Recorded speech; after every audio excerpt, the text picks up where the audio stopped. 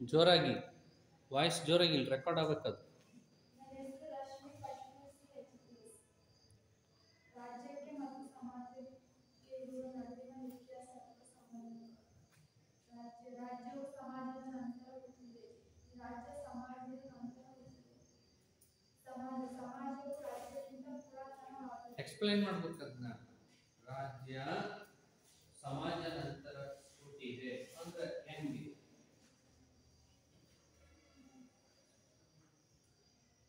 ರಾಜ್ಯ ಸಮಾಜದ ನಂತರ ಹುಟ್ಟಿದೆ. ಸಮಾಜ ಹುಟ್ಟಿದೆ, ಆಮೇಲೆ ರಾಜ್ಯ ಆಮೇಲೆ ಹುಟ್ಟಿದೆ. ಸಮಾಜವು ರಾಜ್ಯಕ್ಕಿಂತ ಪುರಾತನವಾಗಿದೆ. ಸಮಾಜ ರಾಜ್ಯಕ್ಕಿಂತ ಪುರಾತನ ಅಂದ್ರೆ ರಾಜ್ಯಕ್ಕಿಂತ ಪುರಾತನ. ಸಮಾಜ ಮುಂಚೆನೆ ಹುಟ್ಟಿದೆ, ಅದಕ್ಕೆ ರಾಜ್ಯಕ್ಕಿಂತ ಪುರಾತನ. ಸಮಾಜದ ಒಂದು ಅಂಗ. ರಾಜ್ಯ ಸಮಾಜದ ಒಂದು ಅಂಗ ಅಂದ್ರೆ ಒಂದು ಭಾಗ. ಸಮಾಜವು ರಾಜ್ಯಕ್ಕಿಂತ ವಿಶಾಲವಾದದ್ದು. ಈ ರಾಜ್ಯಕ್ಕಿಂತ ವಿಶಾಲವಾದದ್ದು.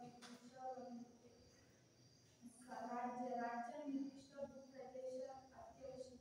ರಾಜ್ಯಕ್ಕೆ ನಿರ್ದಿಷ್ಟವಾದ ಭೂಪ್ರದೇಶ ಅತ್ಯವಶ್ಯಕವಾಗಿದೆ. ಸಮಾಜಕ್ಕೆ ನಿರ್ದಿಷ್ಟ ಭೂಪ್ರದೇಶದ ಅವಶ್ಯಕತೆ ಇಲ್ಲ. ಸಮಾಜಕ್ಕೆ ನಿರ್ದಿಷ್ಟವಾದ ಭೂಪ್ರದೇಶ ಅವಶ್ಯಕತೆ ಇಲ್ಲ. ರಾಜ್ಯ ಪರಮಾಧಿಕಾರ ಹೊಂದಿರುವ ಶ್ರೇಷ್ಠ ಅಂಗ. ರಾಜ್ಯ ಪರಮಾಧಿಕಾರ ಹೊಂದಿರುವ ಶ್ರೇಷ್ಠ ಅಂಗ.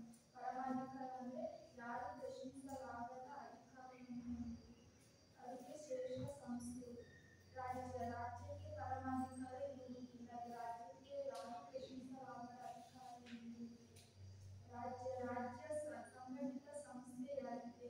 ರಾಜ್ಯ ಸಂಘಟಿತ ಸಂಸ್ಥೆಯಾಗಿದೆ. ಸಮಾಜವು ಸಂಘಟಿತವೂ ಹೌದು, ಅಸಂಘಟಿತವೂ ಹೌದು. ಸರ್ಕಾರವು ರಾಜ್ಯದ ಯಂತ್ರಾಂಗವಾಗಿದೆ. ಸರ್ಕಾರ ರಾಜ್ಯದ ಒಂದು ಯಂತ್ರಾಂಗವಾಗಿದೆ.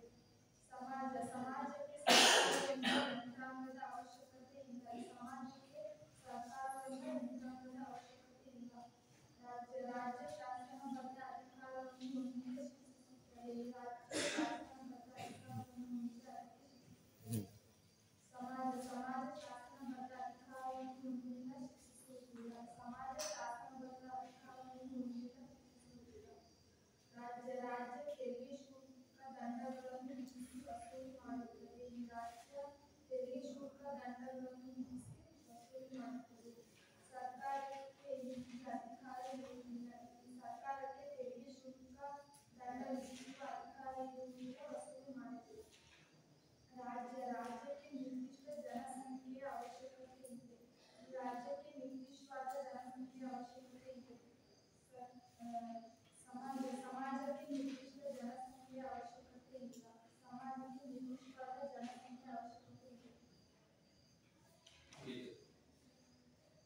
ಮೊದಲನೇದು ರಾಜ್ಯವು ಸಮಾಜದ ನಂತರ ಮೊದಲು ಸಮಾಜ ಹುಟ್ಟುಕೊಳ್ತು. ಮನುಷ್ಯ ಯಾವಾಗ ಕಾಡಿನಲ್ಲಿ ಒಬ್ಬಂಟಿಯಾಗಿ ಅಲಿತಾ ಇದ್ನೋ, ಆತನಿಗೆ ಬಟ್ಟೆಯ ಉಪಯೋಗ ಗೊತ್ತಿರ್ಲಿಲ್ವೋ, ಬೆಂಕಿಯ ಉಪಯೋಗ ಗೊತ್ತಿರ್ಲಿಲ್ವೋ, ಅಂತ ಸಂದರ್ಭದಲ್ಲಿ ಆತ ಒಂಟಿಯಾಗಿರುವುದನ್ನ ಬಿಟ್ಟು ತಾನು ಜೀವನ ಸಂಗಾತಿಯನ್ನ ಆಯ್ಕೆ ಮಾಡಿಕೊಂಡು ಕುಟುಂಬವನ್ನ ರಚನೆ ಮಾಡಿಕೊಂಡ. ಕುಟುಂಬ ಸಮಾಜದ ಪ್ರಾಥಮಿಕ ಘಟಕವಾಗಿ ಪರಿಣಮಿಸಿತು. ಈ ಕುಟುಂಬ ಸಮಾಜದ ಪ್ರಾಥಮಿಕ ಘಟಕವಾಗಿದ್ದರಿಂದ ಅಂತ ಅನೇಕ ಕುಟುಂಬಗಳು ಒಂದು ಕಡೆ ನೆಲೆಸಲಿಕ್ಕೆ ಶುರು ಮಾಡಿದ್ರು. ಸಮಾಜ ವಿಕಸನವನ್ನ ಹೊಂದಿತು. ಅಂತಹ ವಿಕಸನವನ್ನ ಹೊಂದಿದ ಸಮಾಜವನ್ನ ಸುಸ್ಥಿತಿಯಲ್ಲಿಡಲಿಕ್ಕಾಗಿ ಮನುಷ್ಯ ಏನ್ ಮಾಡಿದ್ದಾನೆ ಅಂತಂದ್ರೆ ರಾಜ್ಯಕ್ಕೆ ಶರಣಾಗಿದ್ದಾನೆ. ಅಂದ್ರೆ ರಾಜ್ಯ ಆಮೇಲೆ ಹುಟ್ಕೊಂಡಿದೆ. ಹಾಗಾಗಿ ಸಮಾಜವು ಮೊದಲು, ರಾಜ್ಯ ಆಮೇಲೆ. ಹಾಗಾಗಿ ರಾಜ್ಯವು ಸಮಾಜಕ್ಕಿಂತ ಪುರಾತನವಾದದ್ದಲ್ಲ, ಸಮಾಜ ಪುರಾತನವಾದದ್ದು. ಸಮಾಜವನ್ನ ಸುಸ್ಥಿತಿಯಲ್ಲಿಡಲು ರಾಜ್ಯವೆಂಬ ಒಂದು ವ್ಯವಸ್ಥೆ ಬಂದಿರ್ತದೆ. ಎರಡನೇ ರಾಜ್ಯ ಸಮಾಜದ ಒಂದು ಅಂಗ. ರಾಜ್ಯವು ಸಮಾಜದ ಒಂದು ಅಂಗ ಆಗಿರ್ತದೆ. ಯಾಕೆ ಅಂತಂದ್ರೆ ಸಮಾಜವನ್ನ ಸುಸ್ಥಿತಿಯಲ್ಲಿಡಲು ರಾಜ್ಯ ಅಸ್ತಿತ್ವಕ್ಕೆ ಬಂದಿರತಕ್ಕಂಥದ್ದಾದ್ರಿಂದ ಸಮಾಜದ ಒಳಗೆಯೇ ರಾಜ್ಯ ಏನ್ ಮಾಡ್ತದೆ, ಕೆಲಸಗಳನ್ನ ಮಾಡಿಕೊಂಡು ಹೋಗುತ್ತದೆ. ಸಮಾಜ ರಾಜ್ಯಕ್ಕಿಂತ ವಿಶಾಲವಾದದ್ದು. ಸಮಾಜ ಎಲ್ಲಾ ವಿಷಯಗಳನ್ನ ತನ್ನ ಒಡಲಲ್ಲಿ ಇಟ್ಟುಕೊಂಡಿರುತ್ತದೆ. ಆದರೆ ರಾಜ್ಯ ಹಾಗಲ್ಲ. ರಾಜ್ಯ ತನ್ನ ಕಾನೂನುಗಳು ಮತ್ತು ತನ್ನ ಚಟುವಟಿಕೆಗಳಿಗಷ್ಟೇ, ಒಂದು ಭೂಭಾಗಕ್ಕಷ್ಟೇ ತನ್ನ ಚಟುವಟಿಕೆಗಳನ್ನ ಸೀಮಿತವಾಗಿಟ್ಕೊಂಡಿರ್ತದೆ. ಆದ್ದರಿಂದ ಸಮಾಜ ವಿಶಾಲವಾದದ್ದು, ವಿಶಾಲವಾದಂತ ಕಾರ್ಯಕ್ಷೇತ್ರ ವ್ಯಾಪ್ತಿಯನ್ನು ಹೊಂದಿರತಕ್ಕಂಥದ್ದು. ರಾಜ್ಯ ಸಂಕುಚಿತವಾದಂತಹ ಕಾರ್ಯಕ್ಷೇತ್ರ ವ್ಯಾಪ್ತಿಯನ್ನ ಹೊಂದಿರತಕ್ಕಂಥದ್ದಾಗಿರ್ತದೆ. ರಾಜ್ಯಕ್ಕೆ ನಿರ್ದಿಷ್ಟ ಭೂ ಪ್ರದೇಶದ ಅವಶ್ಯಕತೆ ಇದೆ. ಯಾವ ರಾಜ್ಯ ತನ್ನದೇ ಆಗಿರತಕ್ಕಂಥ ಸ್ವಂತ ಭೂಮಿಯನ್ನ ಹೊಂದಿರುವುದಿಲ್ಲವೋ ಅದನ್ನ ರಾಜ್ಯವೆಂದು ಕರೆಯಲಾಗದು, ಗುರುತಿಸಲಾಗದು.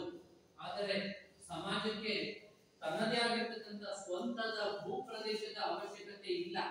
ಅದು ಎಲ್ಲಿ ಇರುತ್ತದೆಯೋ ಅಲ್ಲಿಯೇ, ಯಾವ ಭೂಮಿಯ ಮೇಲೆ ಇರುತ್ತದೆಯೋ ಅಲ್ಲಿಯೇ ತನ್ನ ಕಾರ್ಯಗಳನ್ನ ಮಾಡ್ಕೊಂಡು ಹೋಗ್ತದೆ, ತಾವು ಚಟುವಟಿಕೆಯನ್ನ ಇರಿಸಿಕೊಳ್ತದೆ. ಆದ್ದರಿಂದ ಸಮಾಜಕ್ಕೆ ನಿರ್ದಿಷ್ಟವಾದ ಸ್ವಂತ ಭೂಮಿಯ ಅವಶ್ಯಕತೆ ಇಲ್ಲ, ಆದ್ರೆ ರಾಜ್ಯಕ್ಕೆ ಸ್ವಂತ ಭೂಮಿಯ ಅವಶ್ಯಕತೆ ಇದೆ. ರಾಜ್ಯ ಯಾರೂ ಪ್ರಶ್ನಿಸಲಾರದ, ರಾಜ್ಯಕ್ಕಿರುವ ಶ್ರೇಷ್ಠ ಅಧಿಕಾರವಾದಂತಹ ಪರಮಾಧಿಕಾರವನ್ನು ಹೊಂದಿರತಕ್ಕಂಥ ಸಂಸ್ಥೆ.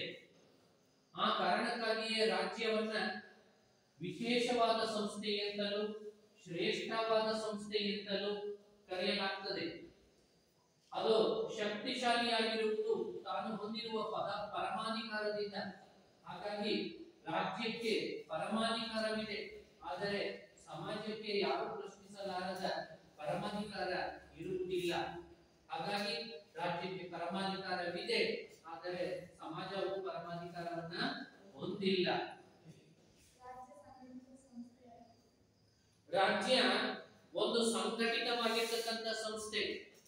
ಒಂದು ರಾಜ್ಯ ಅಸ್ತಿತ್ವದಲ್ಲಿ ಇರಬೇಕು ಅನ್ನೋದಾದ್ರೆ ಅದಕ್ಕೆ ಸಂಘಟನೆಯೇ ಮುಖ್ಯ ಮೂಲಾಧಾರ. ಸಂಘಟನೆಗಳನ್ನು ಮಾಡ್ಕೊಂಡಿರೋದ್ರಿಂದ ರಾಜ್ಯ ಇವತ್ತು ಜೀವಂತವಾಗಿ ಇದೆ. ಆದರೆ ಸಮಾಜ ಸಂಘಟಿತವಾಗಿಯೇ ಇರಬೇಕು ಅಂತ ಏನಿಲ್ಲ. ಸಮಾಜವು ಸಂಘಟಿತವೂ ಹೌದು, ಅಸಂಘಟಿತವೂ ಹೌದು. ಸಂಘಟನೆಗೆ ಒಳಪಟ್ಟಿರ್ತಕ್ಕಂಥವರು ಕೂಡ ಸಮಾಜದೊಳಗೆ ಇರ್ತಾರೆ, ಅಸಂಘಟಿತರಾಗಿರ್ತಕ್ಕಂಥವರು ಕೂಡ ಸಮಾಜದೊಳಗೆ ಜೀವನವನ್ನ ನಡೆಸಿಕೊಂಡು ಹೋಗ್ತಾರೆ. ರಾಜ್ಯಕ್ಕೆ ಸರ್ಕಾರವೆಂಬ ಯಂತ್ರಾಂಗವಿದೆ. ರಾಜ್ಯ ತನ್ನ ಕೆಲಸಗಳನ್ನ ತಾನೇ ಮಾಡ್ಕೊಂಡು ಹೋಗುದಿಲ್ಲ. ತನ್ನ ಕೆಲಸಗಳನ್ನ ಮಾಡಲಿಕ್ಕಾಗಿ ರಾಜ್ಯ ಸರ್ಕಾರವೆಂಬ ಯಂತ್ರಾಂಗವನ್ನ ಹೊಂದಿದೆ. ಸರ್ಕಾರವೆಂಬ ಒಬ್ಬ ನಿಯೋಗಿಯನ್ನ ಹೊಂದಿದೆ. ಒಬ್ಬ ಏಜೆಂಟ್ ಅನ್ನ ರಾಜ್ಯ ಹೊಂದಿದೆ. ಆದರೆ ಸಮಾಜಕ್ಕೆ ತನ್ನ ಕೆಲಸವನ್ನ ಮಾಡ್ಕೊಂಡು ಹೋಗ್ಲಿಕ್ಕಾಗಿ ಅದೊಂದು ವಿಶೇಷವಾಗಿರ್ತಕ್ಕಂಥ ಯಾವುದೇ ಯಂತ್ರಾಂಗವನ್ನ, ಮಷಿನರಿಯನ್ನ, ಏಜೆಂಟ್ ಅನ್ನ ಅಥವಾ ಕೆಲಸಗಾರರನ್ನ ಇಟ್ಕೊಂಡಿಲ್ಲ. ಸಮಾಜ ತನ್ನ ಕೆಲಸಗಳನ್ನ ತಾನೇ ನಿರ್ವಹಿಸಿಕೊಂಡು ಹೋಗ್ತದೆ. ಆದ್ದರಿಂದ ರಾಜ್ಯಕ್ಕೆ ಸರ್ಕಾರವೆಂಬ ಯಂತ್ರಾಂಗವಿದೆ. ಸಮಾಜಕ್ಕೆ ಸರ್ಕಾರವೆಂಬ ಯಂತ್ರಾಂಗವಾಗಲಿ ಅಥವಾ ಬೇರೆ ಯಾವುದೇ ಯಂತ್ರಾಂಗವಾಗಲಿ ಅದು ಹೊಂದಿಲ್ಲ. ತನ್ನ ಕೆಲಸಗಳನ್ನ ತಾನೇ ಮಾಡಿಕೊಂಡು ಹೋಗ್ತದೆ. ರಾಜ್ಯ ಶಾಸನಬದ್ಧ ಅಧಿಕಾರವನ್ನ ಹೊಂದಿರ್ತದೆ. ರಾಜ್ಯ ತನ್ನ ಕಾನೂನುಗಳನ್ನು ಜಾರಿಗೊಳಿಸುವ ಮುಖಾಂತರ ಬಲವಂತವಾಗಿ ಆದರೂ ಸರಿಯೇ ತನ್ನ ಕಾನೂನುಗಳನ್ನ ಪ್ರಜೆಗಳ ಮೇಲೆ ಹೇರುವ, ಆ ಕಾನೂನುಗಳನ್ನ ಜಾರಿಗೆ ತರುವ ಒಂದು ಧೀ ಶಕ್ತಿಯನ್ನ ರಾಜ್ಯ ಹೊಂದಿರ್ತದೆ. ಆದ್ರೆ ಸಮಾಜಕ್ಕೆ ಇಂಥ ಕಾನೂನುಬದ್ಧವಾದಂತಹ ಅಧಿಕಾರವಾಗಲಿ, ಶಕ್ತಿಯಾಗಲಿ, ಶಾಸನಬದ್ಧ ಅಧಿಕಾರವಾಗಲಿ ಇಲ್ಲ. ಸಮಾಜದಲ್ಲಿ ಹೊಂದಾಣಿಕೆಯ